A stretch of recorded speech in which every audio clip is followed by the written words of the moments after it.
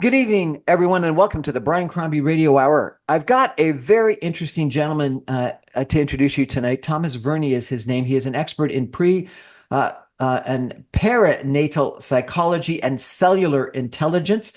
He is a psychiatrist, a writer, an academic, and a chess enthusiast.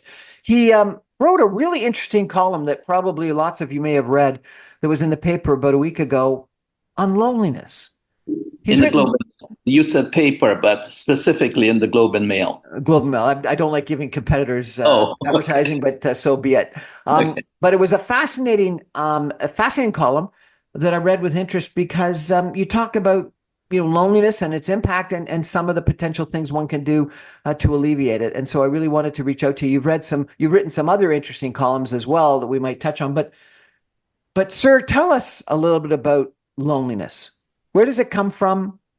And you sort of stated that there was loneliness that was really very detrimental and loneliness that was actually beneficial. So tell me a little bit Right, about that. right. Well, it is loneliness can be beneficial if you choose to be alone.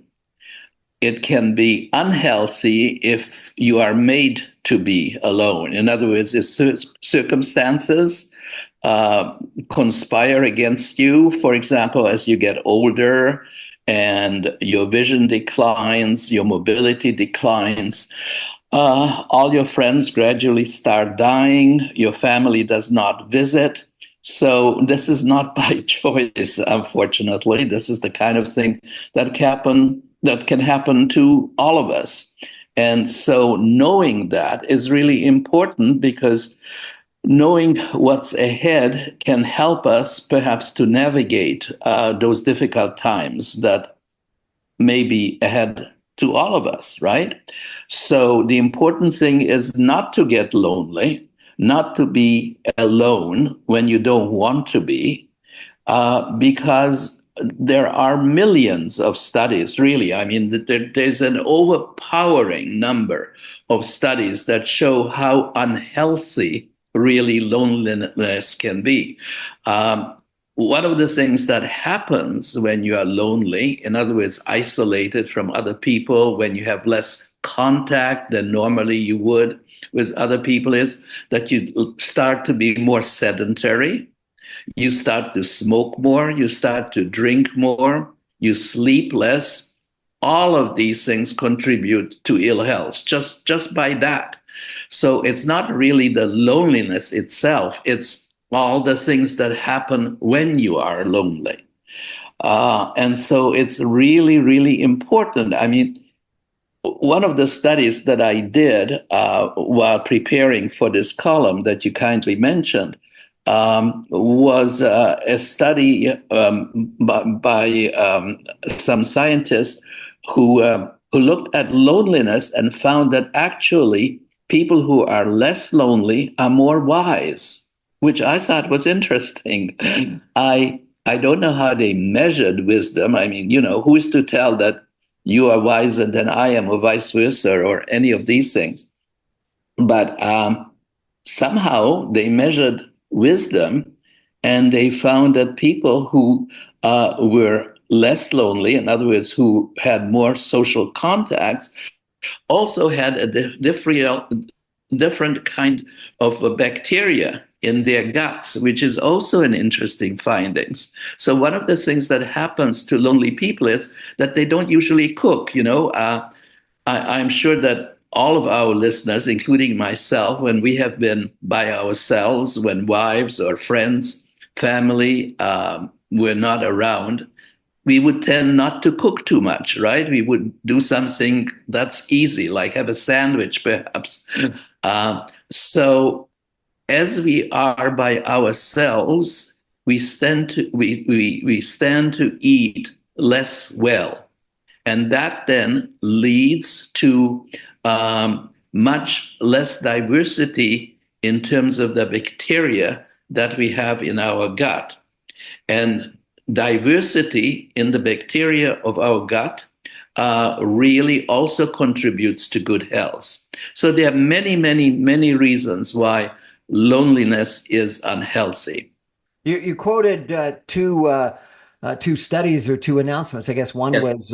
was the Conservative government in Great Britain in 2018 that Yes. appointed a minister of loneliness, and you said that they quoted saying loneliness is a real and diagnosable scourge.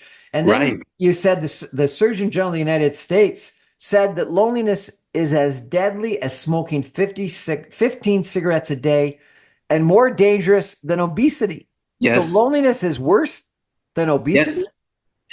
Well, it's at least as bad. It's those are hard things to compare. It's a little bit like oranges and apples.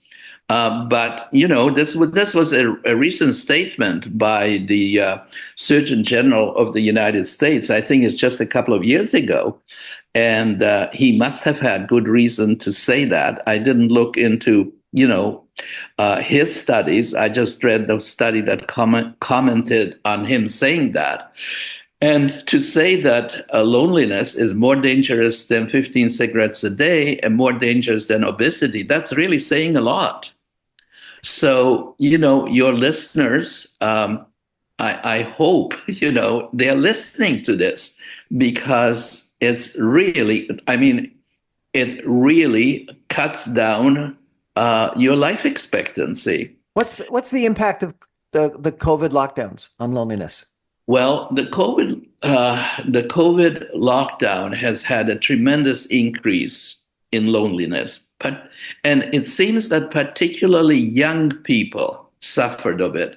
I don't think that until COVID we realized how important it is for young people, and I'm talking about people, let's say, under 18, particularly, secondary school students, how important for them their social lives at school are. And it was only COVID that really brought this to our attention. Even without COVID, there are studies that show that male students under 18, one third of them, so 1 out of 3 students, spend more than 5 hours a day on their computers. And female students spend even more time on their computers.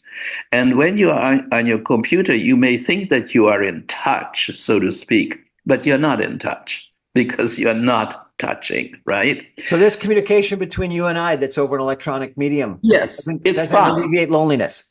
Well, sure, up to an extent, but it's not the same. You and I know that if you and I would be in the same room now, we would have a different experience.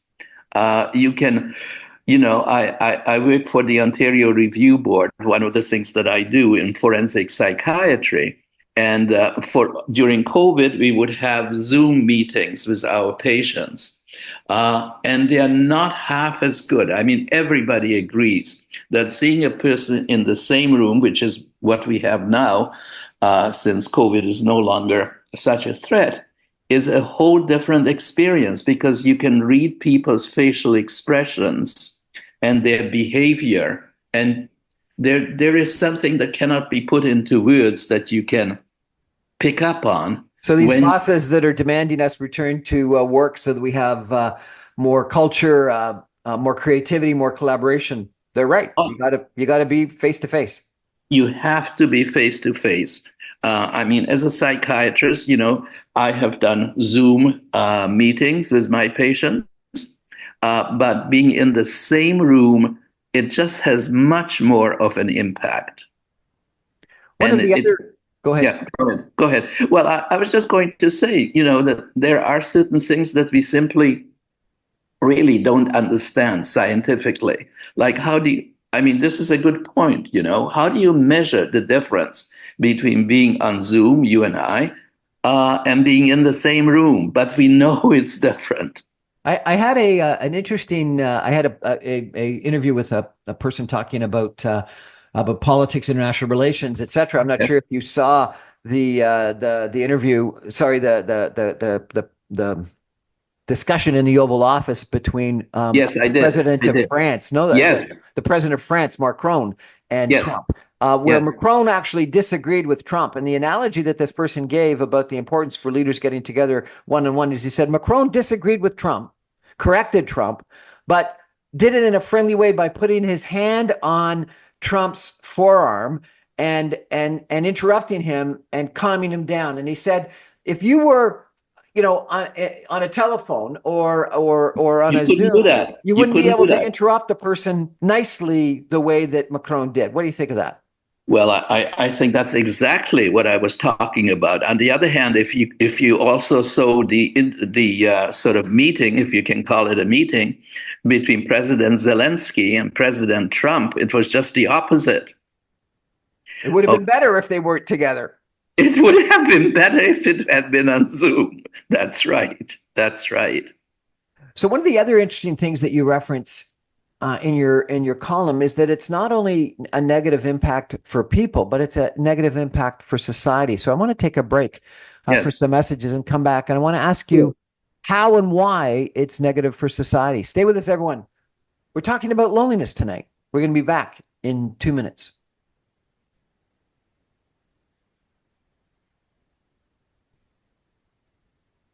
Welcome back, everyone, to the Brian Crombie Radio Hour. My guest tonight is Thomas Verny. He has written a really interesting column called Understanding Loneliness, How Social Isolation Can Harm the Individual and Society.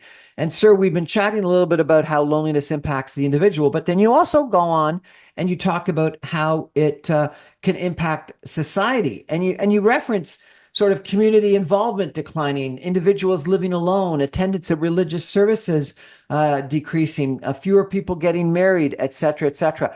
There was a famous book, I don't know, 20 years ago about bowling alone in America, and talked about social capital and how civic capital, social interaction, club organizations, involvement in politics, a whole bunch of things that make society, communities declining.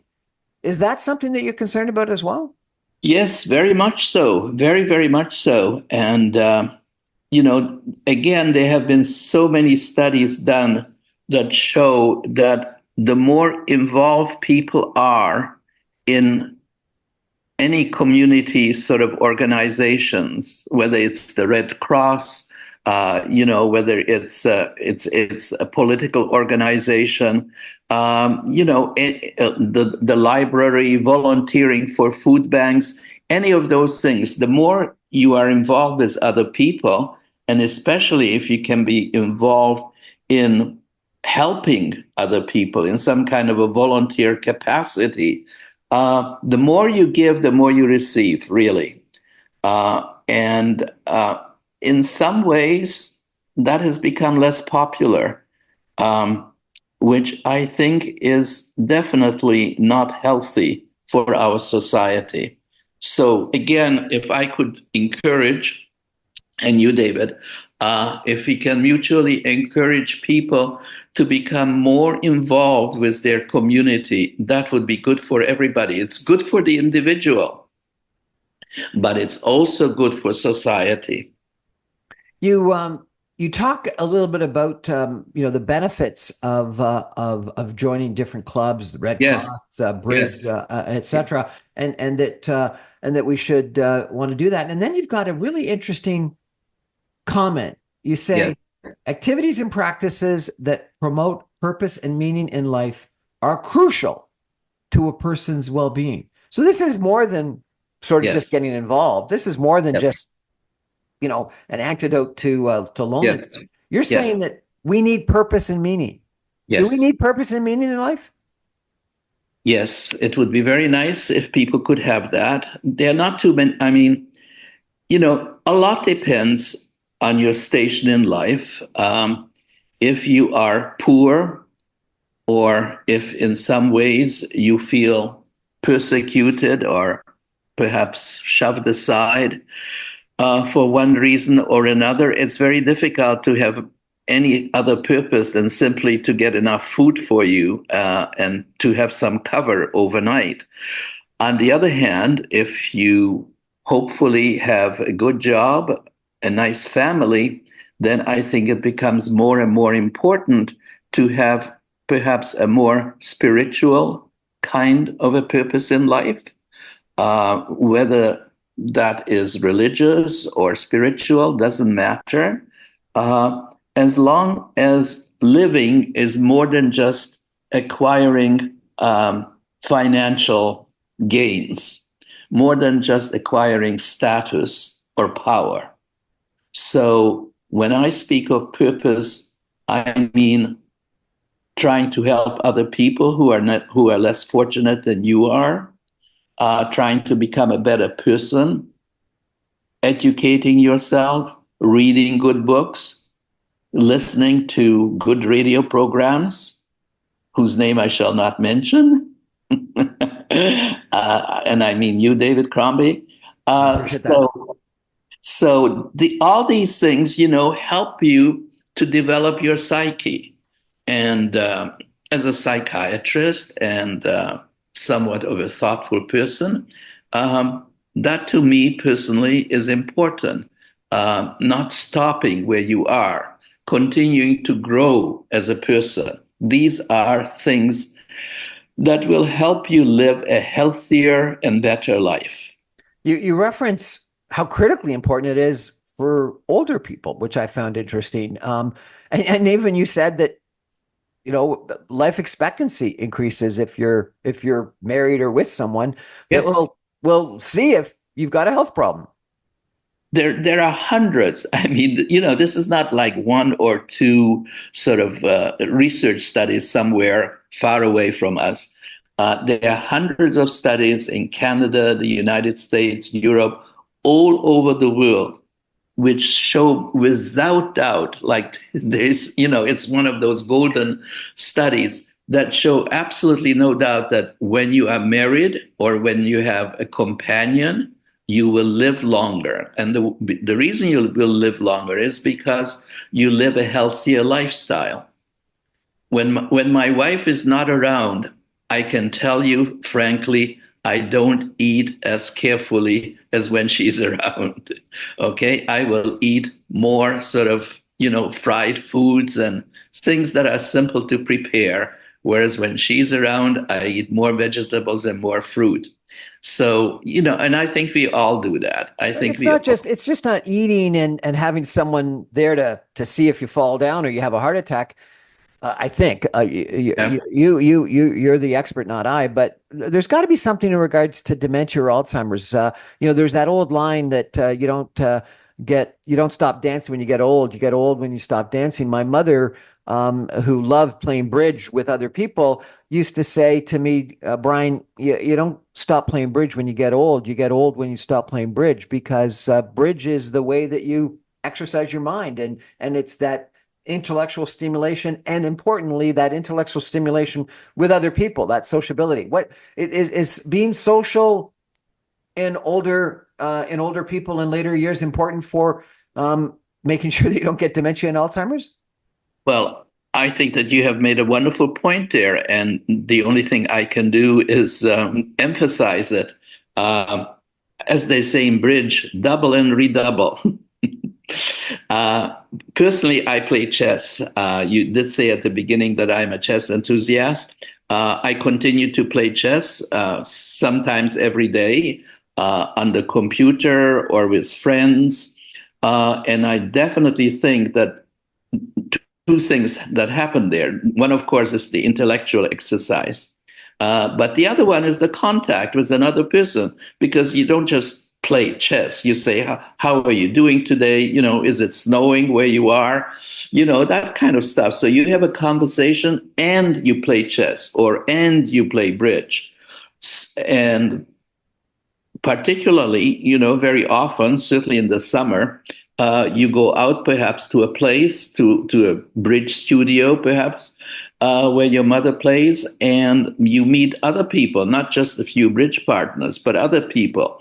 So it is healthy in so many ways, like just the fact that you're getting out of your house, out of your surroundings, having a new environment around you.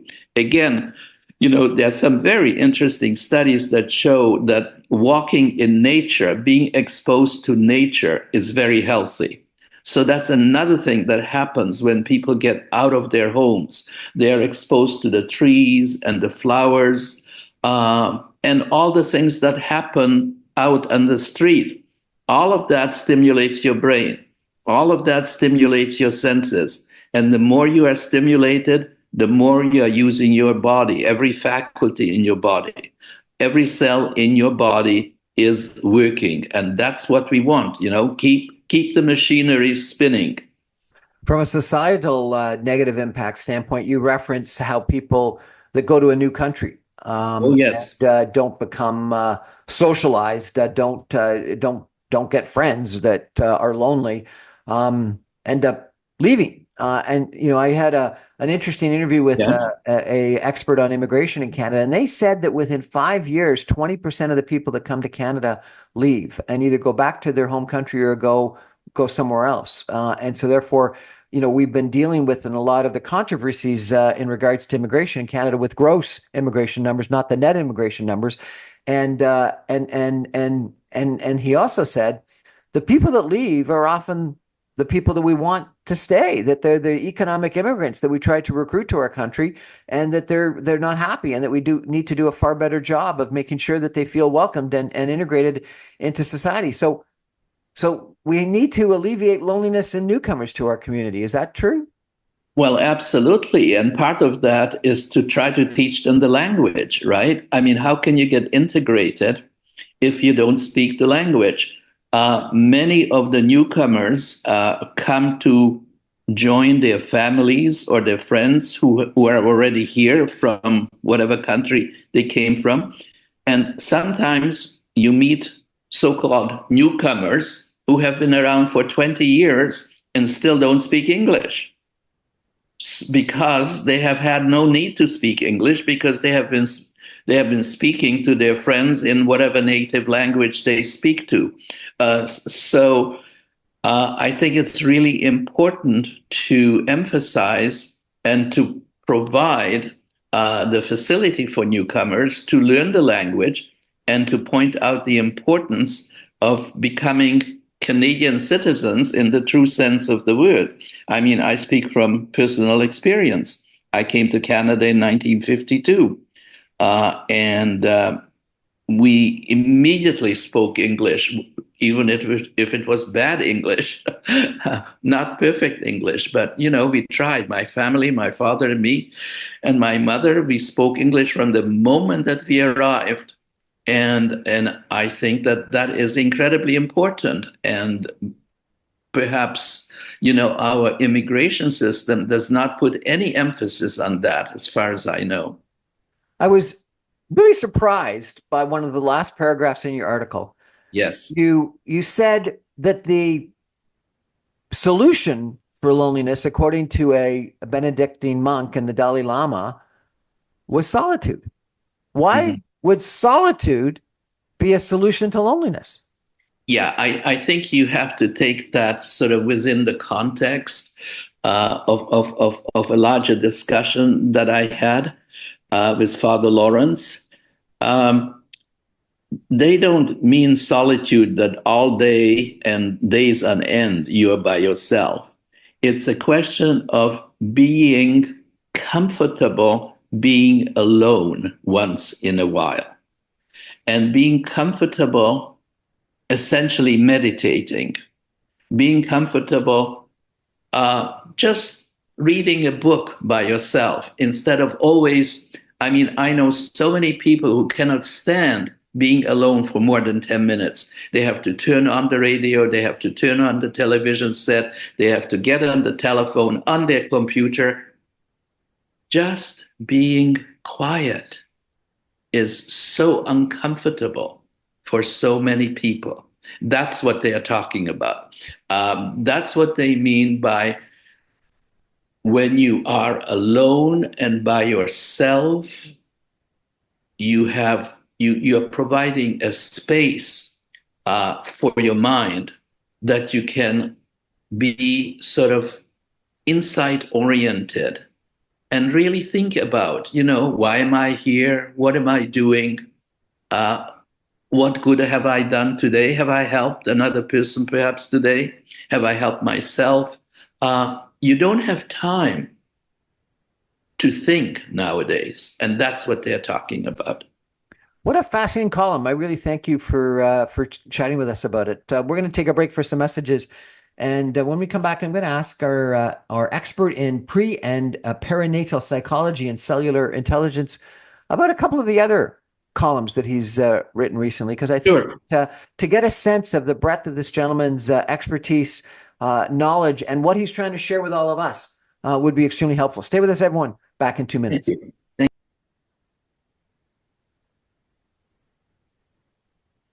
Welcome back, everyone, to the Brian Crombie Radio Hour. My guest tonight is Thomas Verny. He is an expert in pre and perinatal psychology and cellular intelligence. I'd love to ask you what that is, and maybe we'll get to that in a couple of minutes. But you're a psychiatrist, a writer, an academic, and a chess enthusiast. And you have written and authored 7 books and 46 scientific papers.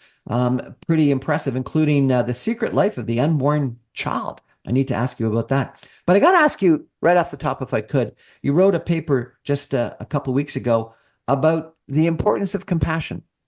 Tell me about compassion and why it's wise. And you actually quote the Dalai Lama, and you say, the best way to lead a happy life is to help others. That is real wisdom.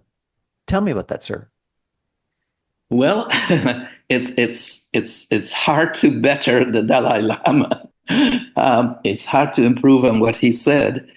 Again, I do a great deal of reading of many scientific journals, scientific books. Pretty well every day I get different journals that I try to read, and try to sort of bring together stuff that I read that sort of translates into language that the average non-scientist can understand. That's what I seem to do fairly well. So I think that in terms of compassion, our world is really truly oriented towards narcissism. In other words, sort of like beating your own chest and telling everybody how great you are. And also, we live in a very competitive world. And so the whole idea of caring about others is not exactly focused on in our culture. Sure, if you are religious and I don't know, you go to Sunday morning sermons or something like that, you may hear something about, caring about your neighbor, but that hardly ever lasts more than a couple of hours after the sermon. And then you sort of fall right back on trying to compete and beat the other person, whether it's in sports or whether it's, in the office, doesn't really matter. So by compassion, by emphasizing the importance of compassion, it would be good to sort of balance the negativity that we live with every day in terms of the self-interest, the narcissism that we indulge in all the time, and caring about other people. And thank God, there are a lot of people who do that. I'm in no way minimizing that. But by the same token, more of us, everybody, could be perhaps a little bit more open, a little bit more understanding. Not every person who is unsuccessful deserves, and I put that in quotation marks, deserves to be unsuccessful. Particularly in North America, there is a kind of tendency to look down on people who are unsuccessful. No, Donald Trump says they're losers. I don't pay attention to losers. Exactly. I'm glad you mentioned that name. Yeah, exactly. They are losers, and even people who became prisoners of war were considered by Trump losers. when in fact, these were very, very brave people who had no other way to survive than become prisoners of war. And they were heroes and they were wonderful people. So a person who is unfortunate, a person who has fallen on bad times, these people are to be helped. And that's where compassion comes in. We need to really look on them and say, therefore, the grace of God, go I, And it could easily happen to you or me, and we should not think of them as lesser people. So that's where compassion comes in. That's where we need to, if you don't exactly want to say love our fellow people, but certainly care about them, certainly care about the person who is homeless, about the person who has just lost his job. I mean, in the United States now, thousands and thousands of people are losing jobs that they have had for years. Well, I think that was what the Pope was saying to Donald Trump in his comment about being compassionate to the refugees in society rather than just Exactly. It's interesting. You quoted the Dalai Lama, but you also Yes. quoted, and I was really surprised by this. You quoted Darwin, and I think about Darwin as exactly as you said, survival of the fittest, which is the competition comment that you made. But you went on to say that Darwin emphasized the importance of empathy and cooperation in evolutionary success. Darwin wrote, according to you, communities which included the greatest number of the most sympathetic members would flourish best and rear the greatest number of offspring. Absolutely. Darwin never said about survival of the fittest. That was somebody totally different. It was said before Darwin. It was one of the geneticists before Darwin. And Darwin never ever said it, but it has been attributed to him, and particularly by the Nazis and sort of other fascist sort of thinkers. It is not about survival of the fittest. It's really the compassionate people who have a much better chance of surviving than the ones who just sort of are the strongest and the meanest. You then make an interesting differentiation between altruism, sympathy, empathy, and compassion. And it's almost as if you think about some of the first as just feeling sorry for people without doing anything, and that compassion is actually doing something. Tell me why you made that difference between altruism, sympathy, empathy, and compassion. Yeah, sympathy is sort of the weakest of those adjectives. Sympathy simply means that I understand your sorrow. Okay, I understand it, but I'm not moved by it or anything. It's an intellectual understanding, which is very different from empathy, which is an emotional understanding. So there's a difference. When you say, accept my sympathies upon your father's death, all it means is, that I feel sorry for you, but I am not feeling anything. When I say I'm empathic, it means that I really feel your loss myself. Like it hurts my heart. Like it's the only way that we can say it. Sometimes words are not sufficient to express our emotions. Altruism really means that I am prepared to do something about this. So that is really an even further degree of empathy, sympathy. If you take like sympathy as 1 degree of feeling, empathy as 2 degrees, compassion would be the 3rd degree, like really hot. And what you really would like to see in people is compassion and altruism, because then they are prepared to take some action. Okay, so you could be passing a homeless person on the street, and feel some empathy for them and And not move do on anything. and not do anything. But if you start talking to him, okay, like how are you doing? You know, are you cold? Is there anything I can have you had a hot meal today? That would be compassion. And altruism would be giving him a buck Yes. and not much more.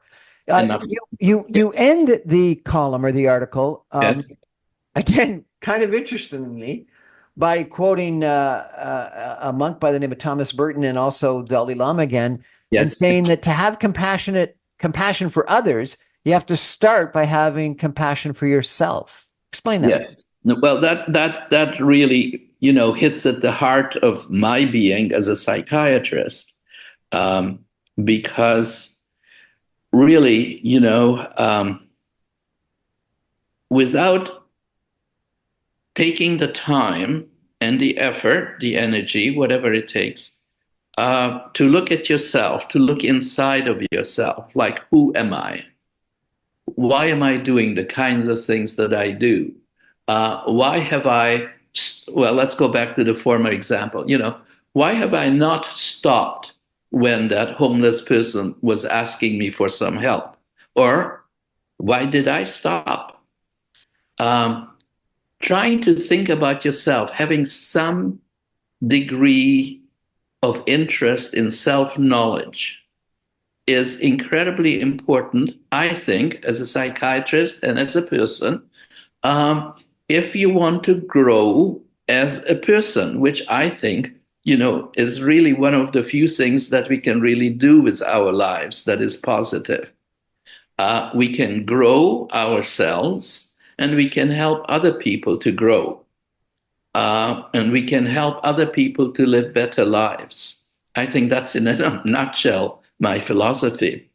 And so I think that what the Dalai Lama said is of course incredibly important. The Dalai Lama gets up every morning, I don't know, very, very early, I think 5 o'clock, and he spends the next 5 hours in contemplation, meditating every day, 5 hours. So when you do that, um, I think that you probably reach some very interesting conclusions about yourself and the world.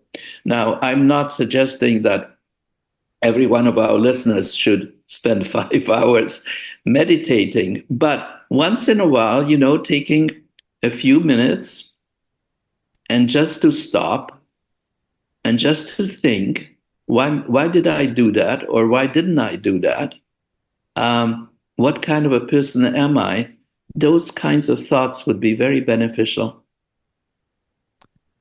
Sir, I could go on and talk to you for weeks. You've written some fascinating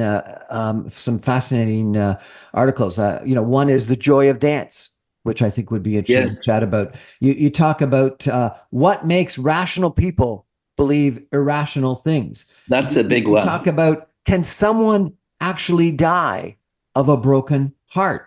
And then you talk about a short journey into male and female brains.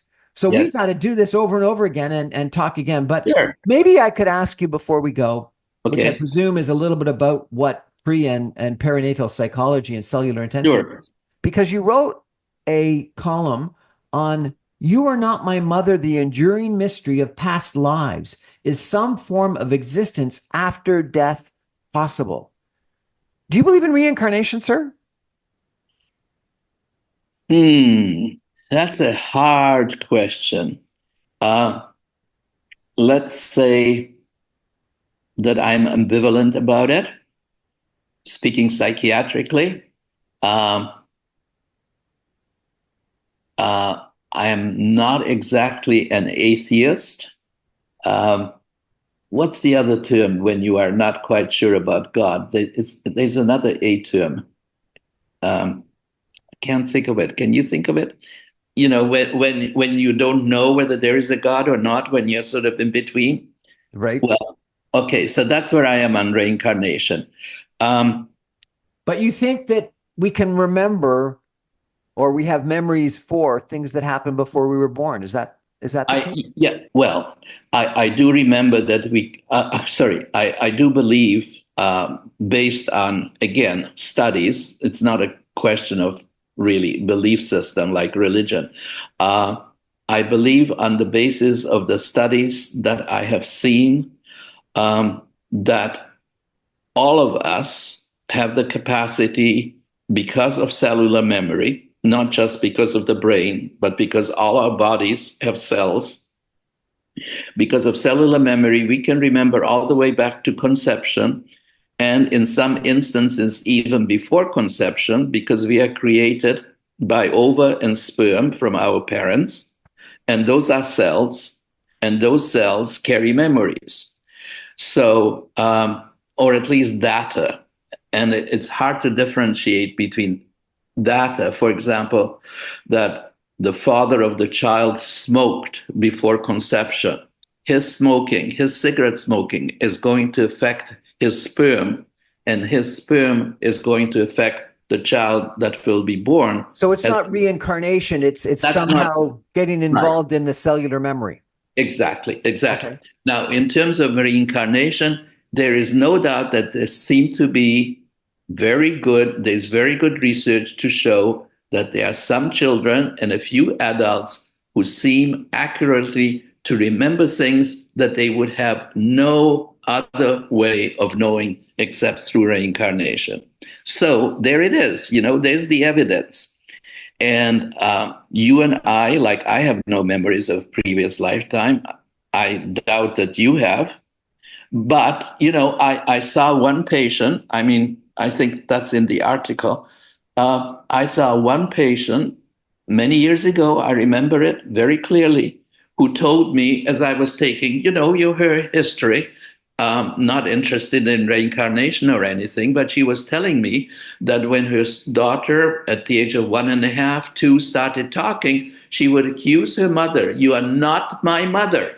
You are not my mother." And she would cry and scream. Unfortunately, I don't remember the rest, because at that time I was not sort of open to that possibility, being too well trained in some of the best universities, and we were told that there's no such a thing. So, you believe what you're taught. But I wish I had asked her more about it. But I remember, and then, of course, in the article that you quoted, there's this long description of some, medical doctors actually finding children in many places in the world that seem to recall with incredible accuracy, like the child in Turkey that I described, of having lived in Istanbul. And this was a kid who was born like hundreds of miles away from Istanbul, and their parents never visited Istanbul. And he remembered with great accuracy the house where he lived, the kind of work that he lived. He remembered his wife. I mean, all kinds of things, which were incredible and proven correct. So how that happens, I don't know, but I do know that it happens. You referenced that some people that have heart transplants actually potentially could change their personality more consistent with the personality of the donor. That was fascinating. So a term that I've heard a lot of lately is generational trauma. Yes. And the example people would use is that people whose grandparents may have gone through the Holocaust have different attitudes toward food and things. So does generational trauma exist? Can you have something in your makeup today that is influenced by a trauma that your great grandparents or grandparents experienced? I think so. I think that can happen. There is genetic research to show that our genes are affected, of course, by the stress of our progenitors, parents and grandparents. It is passed down over the generations. It's called transgenerational trauma. And there's simply no doubt that things like stress and smoking and drugs and things of that nature have an effect on the gene pool. Whether actual memories are transferred is still at the moment somewhat controversial. But I think that it is possible, and I think that as more research becomes available in the future, it will be proven beyond doubt. At the moment, I must admit it's controversial. Not everybody is going to agree, but there is enough research to at least question the possibility that, in other words, to show that it is possible and that it could be so. And of course, in terms of the research that I did previously in terms of pre and perinatal psychology, which involves the psychology of pregnancy and birth, I showed that, again, there is hard science to prove that from the end of the second trimester, in other words, by the time you're 6 months old in utero, 3 months before being born, your brain is working perfectly well to lay down memories. But how do we get memories from before that? That was, in a way, my problem as a physician and a scientist. And so that's when I started looking into researching cellular memory. And perhaps we can talk about that next time. Dr. Thomas Verny, thank you so much for joining us tonight. Dr. Verny is the author of 8 books, including The Embodied Mind. He's taught at Harvard University, the University of Toronto, York University, and St. Mary's University of Minnesota. His podcast is called Pushing Boundaries, and it may be viewed on YouTube or listened to on Spotify and several other platforms. We are privileged to have you with us tonight. Just to remind everybody, he's written about how social isolation can shorten life, loneliness, the wisdom of compassion, but some other ones that are interesting. What near-death experiences may tell us about consciousness, the art and science of aging well, and the one that I really like about the importance of dance. Fascinating, sir. I really appreciate you joining us. Thank you very much. Thank you, Brian. It was a pleasure. Anytime. That's our show for tonight, everybody. Thank you for joining. I remind you, I'm on every Monday through Friday on 9:60 a.m. at 6 o'clock. You can stream me online at www.saga960am.ca. All of my podcasts and videos go up on my website, briancrombie.com, as soon as the radio show goes to air. And I also post it on social media, on YouTube, and on several different podcast servers. Dr. Verny, this was fascinating. I am so honored that I had the opportunity to meet you. Good night, everybody. Thank you. I really enjoyed it. And please don't hesitate to call me again.